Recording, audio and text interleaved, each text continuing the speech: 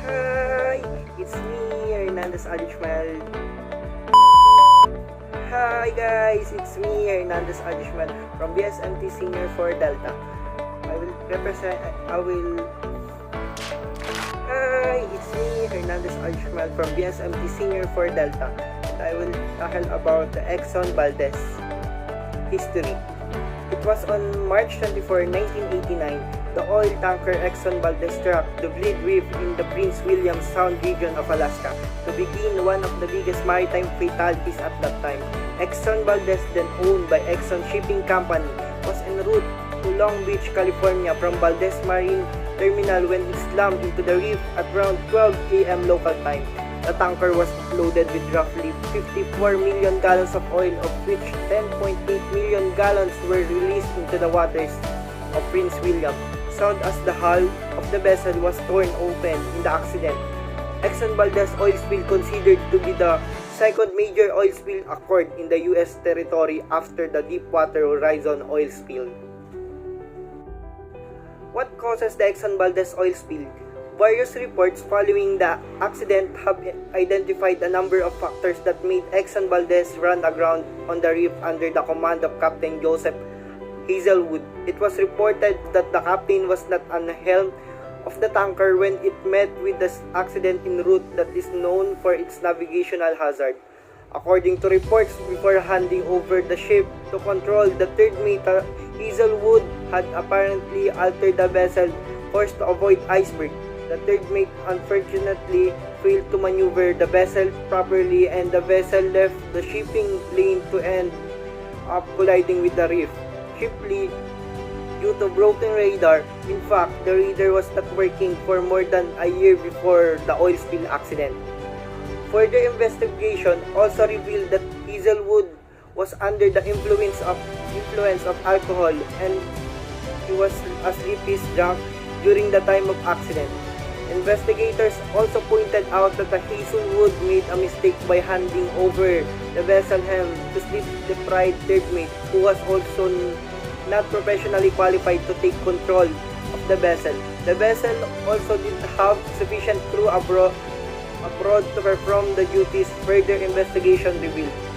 Moreover, authorities found the Exxon, like many other shipping companies, was not following the measure that had agreed upon, including the installation of iceberg monitoring equipment. Reports also said the accident occurred as the ship took a route which was not prescribed under the normal shipping route. Because of his violation by Exxon Valdez, owner ExxonMobil charted out clause with the spoke about the strict following of the prescribed shipping routes and lanes so avoid any further marine accident of magnitude like Exxon Valdez oil spill. After a year-long investigation trial, Hazelwood was acquitted of being drunk during the voyage. However, the captain was convicted as a misdemeanor negligence, fine of $50,000 and sentenced to serve 1,000 hours to community service.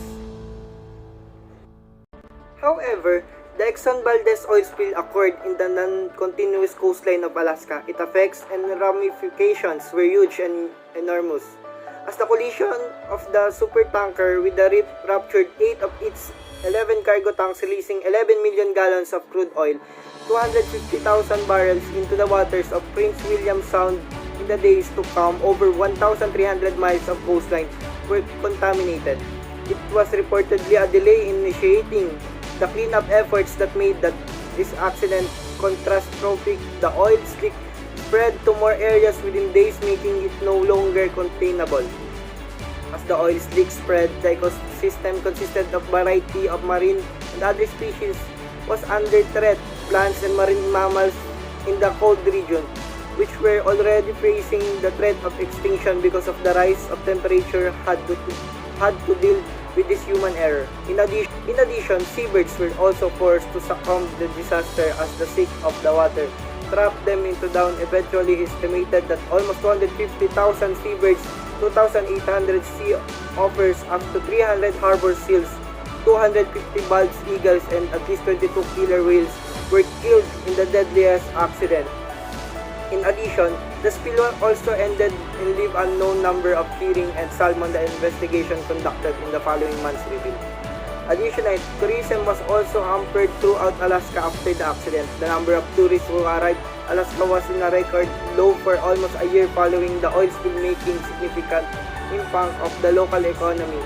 According to the reports, the oil spill affected more than 26,000 jobs in the tourism industry and over 2.4 billion in business.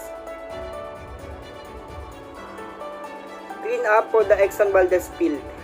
The cleanup operation were largely successful since the response to the incident was prompt not only by US government but also by the company Exxon Mobil. Over 11,000 personnel, 58 aircrafts and 1,400 vessels were used to clear the affected area. It involved complex operations like relocating several marine creatures in order to safeguard them till the cleanup operation were completed successfully. The entire course of the cleanup operation took around 3 years from 1989 to 1992, and even now monitoring is being carried out in the entire length of the coastline to observe any late emerging effects of the oil spill. According to the reports, the shipping company spent more than 3.8 billion from the cleanup operation and also compensated 11,000 fishermen and others affected by disaster. The accident also followed a number of legal battles between the shipping company and the federal government, as well as Alaska Fishermen's Union. In 1994, Exxon was asked by Alaskan court to pay $5 billion in punitive damage.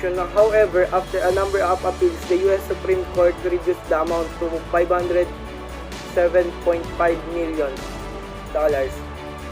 I hope you learned from this topic about Exxon Valdez, who is the second largest oil spill in the world. I hope you understand more, and thank you. Bye-bye.